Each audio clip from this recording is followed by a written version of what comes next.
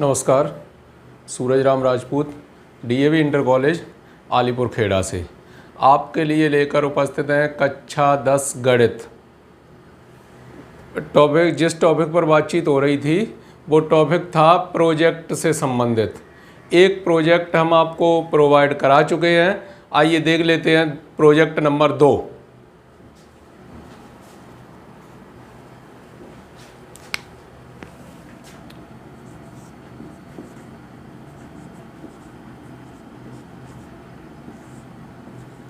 Project number 2,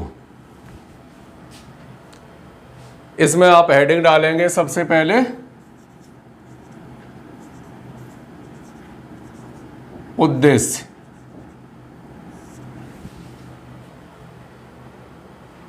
उद्देश्य में लिखिए प्रोजेक्ट नंबर 2 उत्तर मध्यकाल।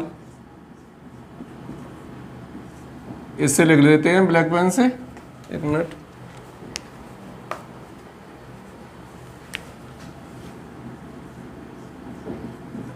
उत्तर मध्यकाल के किसी एक भारतीय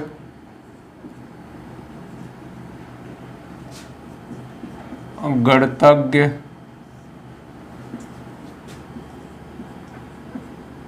रामानुजम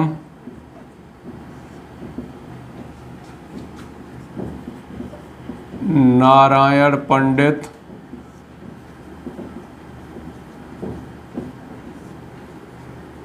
आदि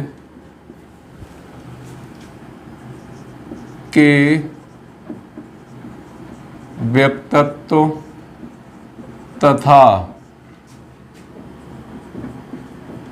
गणित में योगदान पर चर्चा कीजिए।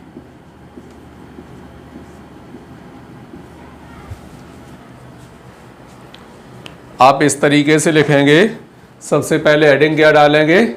उद्देश्य उत्तर मध्यकाल के किसी एक भारतीय गणितज्ञ। अब जो भारतीय गणितज्ञ हुए हैं उनमें दे दिया रामानुजम, नारायण पंडित आदि, जैसे आर्यभट्ट और भी हैं, भास्कराचार्य के व्यक्तित्व तथा गणित में योगदान पर चर्चा कीजिए। तो आप जानते हैं सीधे पेज की तरफ जो भी लिखना है वो सीधे पेज पर लिखेंगे। यदि कोई चित्र बनाने के लिए आता है तो उसे जो इधर जो वाइट पेज है उस वाइट पेज पर चित्र बनाने की कोशिश करेंगे। ठीक, तो ये उद्देश्य में लिखा गया क्या? उत्तर मध्यकाल के किसी एक भारतीय गणितज्ञ रामानुजम, नारायण पंडित, भास्कराचार्य, आर्यभट्ट प्रथम, आर्यभट्ट द्वितीय आदि के व्यक्तित्व तथा गणित में योगदान पर चर्चा कीजिए। तो किसी एक पर चर्चा करेंगे उद्देश्य। आइए लिख लेते हैं। किसी एक के लिए हम लिखते हैं श्रीनिवास रामानुजन।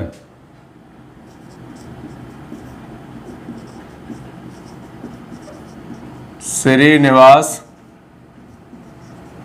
रामानुजन, या भी आप रामानुजन कर लो, कोई बात नहीं, रामानुजम कह देते हैं। रामानुजन, श्रीनिवास रामानुजन, इनके बारे में हम चर्चा करेंगे। ठीक है, तो देखिए आप व्हाइट बोर्ड पर क्या लिखा है? श्रीनिवास रामानुजन अयंगार एक भारतीय गणितज्ञ थे। इन्हें आधुनिक काल के महानतम गणित विचारकों में गिना जाता है। ये बचपन से ही विलक्षण प्रतिभावान थे। इन्होंने स्वयं से गणित सीखा और अपने जीवन में गणित की 3884 प्रमेयों का संकलन किया। ठीक, आप समझ गए, जो हेडिंग डाली है श्रीनिवास रामानुजन, आपको स्क्रीन बोर्ड पर दिखाई दे रहा होगा। क्या लिखा है? श्रीनिवास रामानुजन अयंगार एक भारतीय गणितज्ञ थे। इन्हें आधुनिक काल के महानतम गणित विचारकों में गिना जाता है। ये बचपन से ही विलक्षण प्रतिभावान थे। इन्होंने स्वयं से गणित को सीखा और अपने जीवन में गणित की 3884 प्रमेयों का संकलन किया। ठीक, ये दो हेडिंगें आपके समझ आ गई होंगी। मिटा देते हैं इन्हें, दो हेडिंगों को। उसके बाद अगली हेडिंग नोट कीजिए।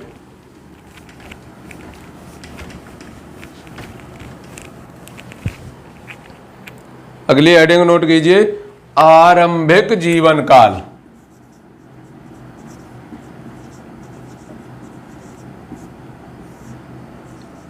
आरंभिक जीवन काल। आरंभिक जीवन काल, चलिए देखते हैं। देखिए आप व्हाइट बोर्ड पर, रामानुजन का जन्म 22 दिसंबर सन 1887 को भारत के दक्षिणी भूभाग में स्थित कोयम्बटूर के ईरोड नामक गांव में एक ब्राह्मण परिवार में हुआ था। इनकी माता का नाम कोमलामल तथा पिता का नाम श्रीनिवास अयंगार था। जब इन्होंने विद्यालय में प्रवेश लिया तो इनका मन प्रारंभिक शिक्षा में नहीं लगता था, किंतु 10 वर्ष की आयु में प्राइमरी परीक्षा में पूरे जिले में सबसे अधिक अंक प्राप्त किए तथा आगे की शिक्षा के लिए टाउन हाई स्कूल पहुँचे। हाई स्कूल की परीक्षा उत्तीर्ण करने के बाद इन्हें गणित और अंग्रेजी में अच्छे अंक लाने के कारण सुब्रमण्यम छात्रवृत्ति मिली तथा आगे की शिक्षा के लिए कॉलेज में प्रवेश मिला, परंतु गणित प्रेम के कारण ये 12वीं की परीक्षा उत्तीर्ण न कर सके और परिणाम स्वरूप इनकी छात्रवृत्ति बंद हो गई। ठीक आ गया होगा आपके समझ में। आरंभिक जो जीवन काल था रामानुजन का, वो 22, इनका जन्म 22 दिसंबर सन 1887 ईस्वी में हुआ। सन 1887 को हुआ। भारत के दक्षिणी भूभाग में स्थित कोयम्बटूर के ईरोड नामक गांव में हुआ। इनकी माता का नाम कोमलामल तथा पिता का नाम श्रीनिवास अयंगार था। प्रारंभिक में इनका मन शिक्षा में नहीं लगा, लेकिन इन्होंने 10 वर्ष की आयु में प्राइमरी की परीक्षा उत्तीर्ण की। प्राइमरी की परीक्षा उत्तीर्ण की, इसके बाद इन्हें टाउन कॉलेज में एडमिशन मिला। वहाँ इन्होंने हाई स्कूल की परीक्षा उत्तीर्ण की। गणित और अंग्रेजी में अच्छे अंक होने के कारण इन्हें सुब्रमण्यम छात्रवृत्ति दी गई। उसके बाद इन्हें कॉलेज में प्रवेश मिला। गणित प्रेम के कारण ये कक्षा 12 की परीक्षा उत्तीर्ण नहीं कर सके और फलस्वरूप इनकी छात्रवृत्ति को रोक दिया गया। ठीक, आइए देखते हैं अगली हेडिंग। इसे मिटा दें।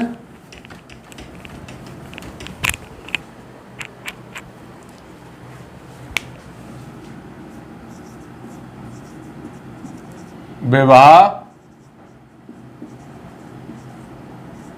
और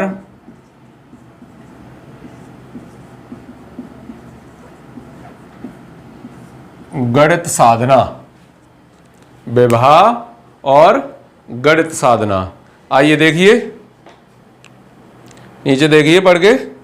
व्हाइट बोर्ड पर लिखा है, सन 1908 में इनके माता पिता ने इनका विवाह जानकी नामक कन्या से कर दिया। विवाह के बाद इनके लिए सब कुछ भूलकर गणित में डूबना संभव नहीं था। अतः वे नौकरी की तलाश में मद्रास आ गए।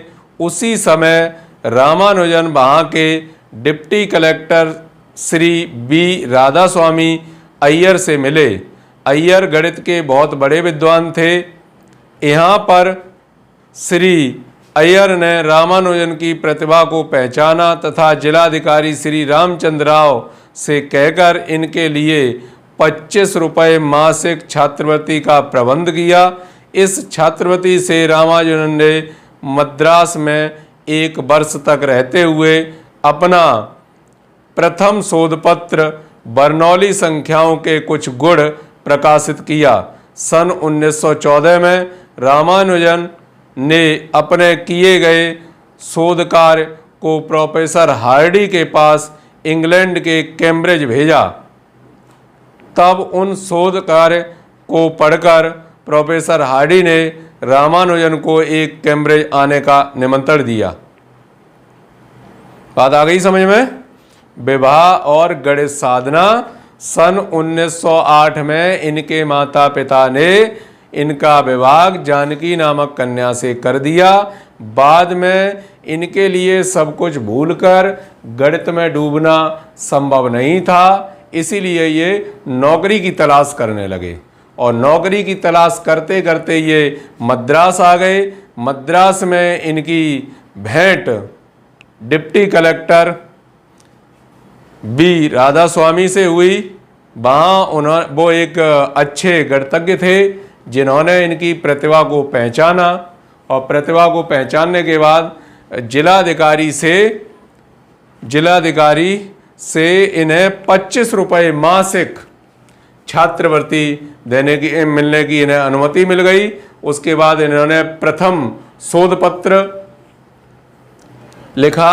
उसमें बर्नौली की संख्याओं के बारे में लिखा, जिसे इन्होंने बर्नौली की संख्याओं के बारे में लिखा, उनके गुणों को प्रकाशित किया। 1914 में रामानुजन ने अपने किए गए शोध पत्र को प्रोफेसर हार्डी के पास इंग्लैंड के कैम्ब्रिज भेजा। तब उन शोध कार्य को पढ़कर प्रोफेसर हार्डी ने रामानुजन को कैम्ब्रिज आने का निमंत्रण दिया। जब निमंत्रण दिया तो ये फिर कहाँ निकलेंगे? विदेशी यात्रा पर। आइए देख लेते हैं इनका विदेश गमन।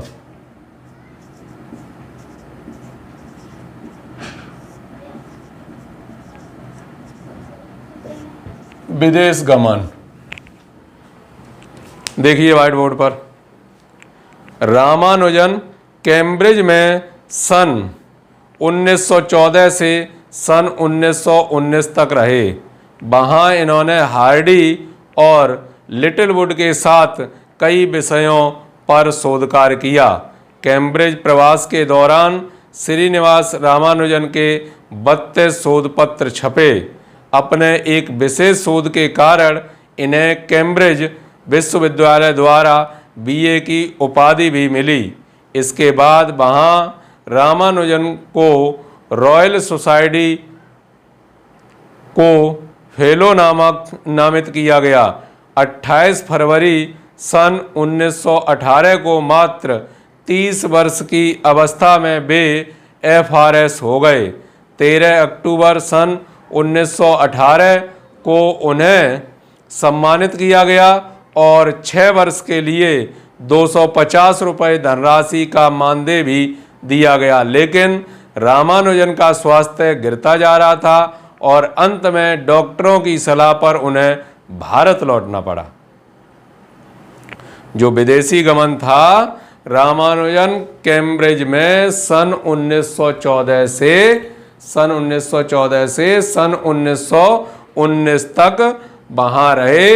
इस दौरान उन्होंने हार्डी और लिटिलवुड के साथ कई विषयों पर शोध कार्य किया। कैम्ब्रिज प्रवास के दौरान श्रीनिवास रामानुजन के 32 शोध पत्र छपे। अपने एक विशेष शोध के कारण इन्हें कैम्ब्रिज विश्वविद्यालय द्वारा बीए की उपाधि भी मिली। इसके बाद वहाँ रामानुजन को रॉयल सोसाइटी का फेलो नामित किया गया। 28 फरवरी सन 1918 को मात्र 30 वर्ष की अवस्था में वे FRS हो गए। 13 अक्टूबर सन 1918 को उन्हें सम्मानित किया गया और 6 वर्ष के लिए 250 रुपये धनराशि का मानदेय भी दिया गया। लेकिन रामानुजन का स्वास्थ्य गिरता जा रहा था और अंत में डॉक्टरों की सलाह पर उन्हें भारत लौटना पड़ा। अब जब भारत लौट के आ रहे हैं तो क्या अब स्वदेश आ रहे हैं, तो देख लेते हैं स्वदेश आगमन।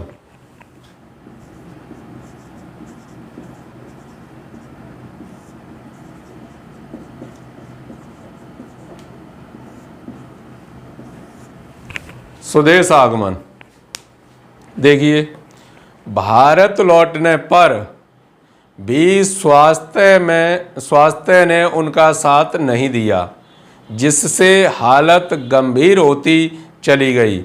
इस बीमारी की दिशा में भी उन्होंने मॉक थीटा फंक्शन पर एक उच्च स्तरीय शोध पत्र लिखा। रामानुजन द्वारा प्रतिपादित इस फलन का उपयोग गणित नहीं बल्कि चिकित्सा विज्ञान में कैंसर को समझने के लिए भी किया जाता है। जब स्वदेश आए तो उन्होंने अपना जो शोध कार्य था वो बंद नहीं किया और स्वास्थ्य उनका गिरता जा रहा था, जो हालत भी गंभीर हो चली थी। इस बीमारी की दिशा में भी उन्होंने मॉक थीटा फंक्शन पर एक उच्च स्तरीय शोध पत्र लिखा। रामानुजन द्वारा प्रतिपादित इस फलन का उपयोग गणित ही नहीं बल्कि चिकित्सा विज्ञान में कैंसर को समझने के लिए भी किया जाता है। अगली हेडिंग देखिए, मृत्यु।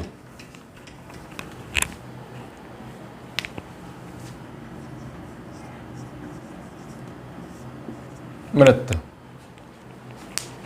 देख लीजिए, सन 1917 में डॉक्टर ने अवगत कराया कि उन्हें तपेदिक नामक बीमारी है, जिसका इलाज उस समय संभव नहीं था। लगभग 1 वर्ष तक उनका इलाज चलता रहा, परंतु कोई अधिक लाभ नहीं हुआ।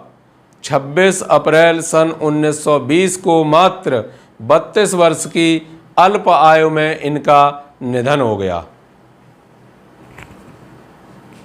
मृत्यु समझ गए आप? देख लीजिए दोबारा, सन 1917 में डॉक्टरों ने अवगत कराया कि उन्हें तपेदिक नामक बीमारी है, जिसका इलाज उस समय संभव नहीं था। लगभग 1 वर्ष तक इनका इलाज चलता रहा, परंतु कोई अधिक लाभ नहीं हुआ और 26 अप्रैल सन 1920 को मात्र 32 वर्ष की अल्प आयु में इनका निधन हो गया।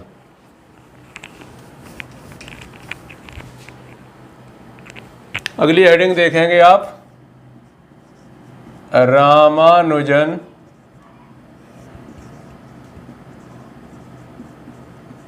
संख्याएं। रामानुजन संख्याएं। रामानुजन ने कुछ प्राकृतिक संख्याओं की विशेषता बताई थी, जिसके अंतर्गत उन्हें 2 अलग अलग प्रकार से 2 संख्याओं के घनों के योग द्वारा निरूपित किया जा सकता है। इसीलिए इन्हें रामानुजन संख्याएं भी कहते हैं। रामानुजन संख्याएं भी कहते हैं। जैसे फर्स्ट पार्ट में क्या है, 9 का क्यू धन 10 का क्यू।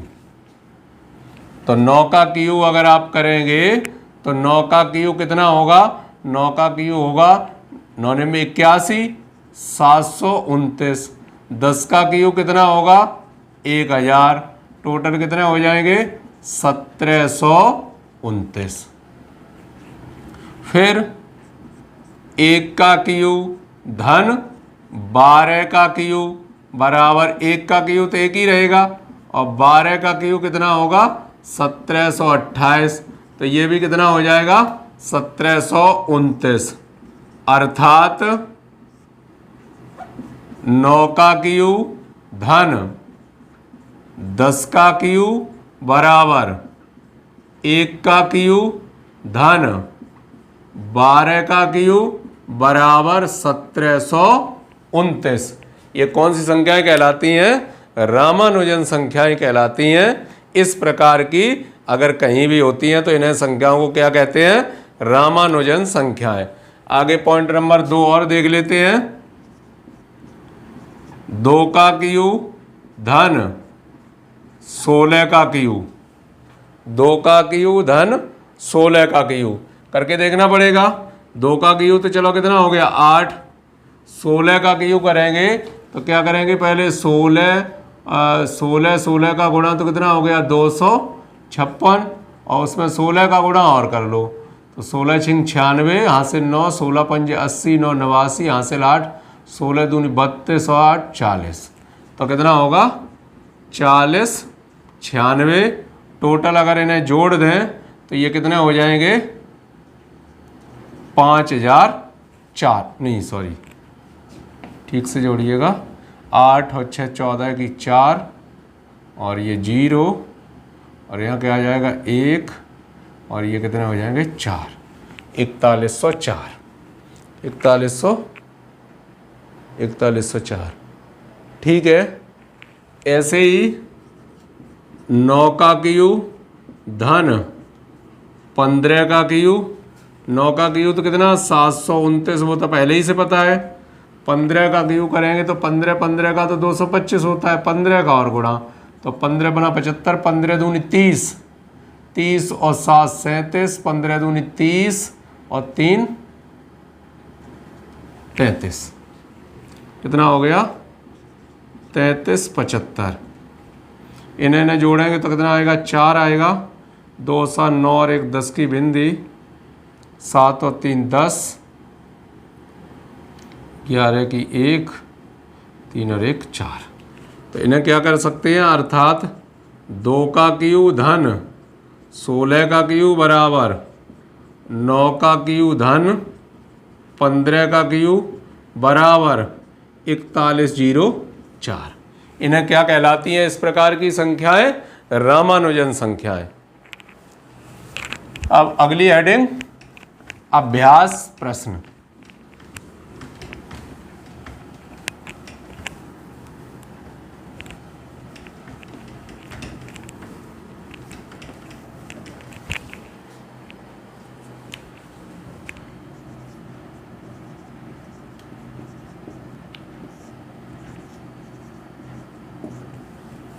इसे भी मिटा दो। अभ्यास प्रश्न नंबर 1, श्रीनिवास रामानुजन का जन्म कब हुआ? श्रीनिवास रामानुजन का जन्म कब हुआ? तो आप इसके आंसर स्वयं दीजिएगा। हम आपको बता चुके हैं श्रीनिवास रामानुजन का जन्म कब हुआ? 22 दिसंबर 1887 में। Question number 2,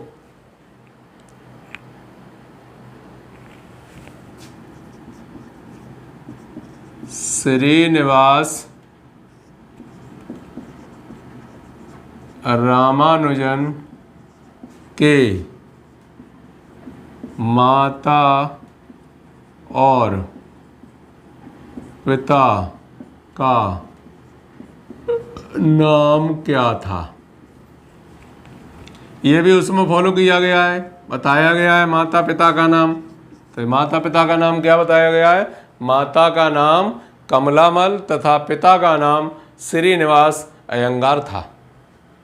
question number 3, Srinivas Ramanujan ने अपने जीवन काल में श्रीनिवास रामानुजन ने अपने जीवन काल में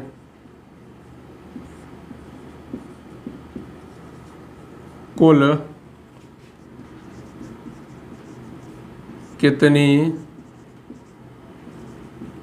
प्रमेयों का संकलन किया। ये भी संख्या आप बता सकते हैं, उसमें बताया गया 3884।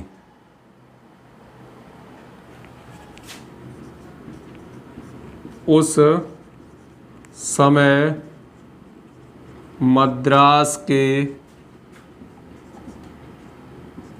डिप्टी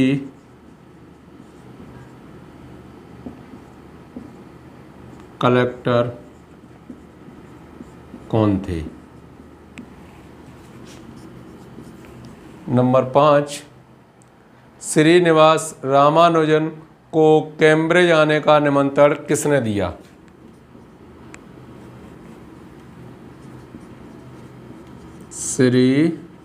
श्रीनिवास रामानुजन को कैम्ब्रिज आने का निमंत्रण किसने दिया? ठीक है, तो यहाँ तक आपको लिखना है। ये भी आप जान सकते हैं, जब इन्होंने अपने शोध पत्र को इंग्लैंड हार्डी के लिए भेजा तो हार्डी ने इन्हें कैम्ब्रिज आने का निमंत्रण दिया। ठीक, उस अब इन सभी सवालों का जवाब आपको मिल गया होगा। डिप्टी कलेक्टर कौन थे? Shri B Radhaswami. Shri B Ramaswami, sorry Radhaswami नहीं, गुरुजी की याद आ गई। एक और गुरुजी हैं, जैसे आप तो जानते होंगे, कहीं धन सतगुरु चल रहे हैं, कहीं राधास्वामी चल रहे हैं, कहीं अंबा चल रहे, तो वो याद आ गई। क्या नाम है? Ramaswami, B Ramaswami. Deputy collector कौन थे? बी रामास्वामी। अब इन सवालों का जवाब आपको मिल गया। आप इस तरीके से इसे पूरा नोट कर लें। इसमें लेफ्ट में काम करने के लिए कुछ है नहीं, केवल आपको राइट में ही काम करना है और ये प्रोजेक्ट बना के तैयार करना है, प्रोजेक्ट नंबर 2। ठीक है, तीसरे प्रोजेक्ट के लिए फिर से उपस्थित होंगे। धन्यवाद।